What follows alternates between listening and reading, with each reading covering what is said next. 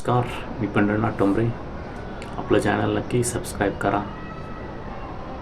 पुणे येथील दीनानाथ मंगेशकर रुग्णालय सध्या चर्चेत आलं आहे, कारण येथे एका डिपॉझिटसाठी एका महिलेवर उपचार करण्यासाठी टाळ करण्यात आली आणि त्या महिलेचा मृत्यू झाला. त्यामुळे आता या गरीब रुग्णांसाठी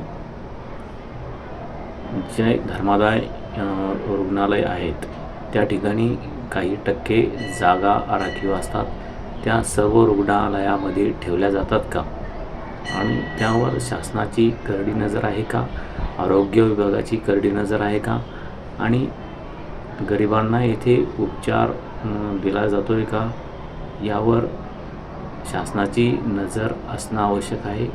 कारण शासनाने जे नियम अटी धर्मादाय रुग्णालयाला दिलेल्या आहेत त्या या रुग्णालयाकडून पाळल्या जात नाही आणि या रुग्णालयावर कारवाई कधी होणार असा प्रश्न सध्या सर्वसामान्य रुग्णांना आणि त्यांच्या नातेवाईकांना पडलेला आहे.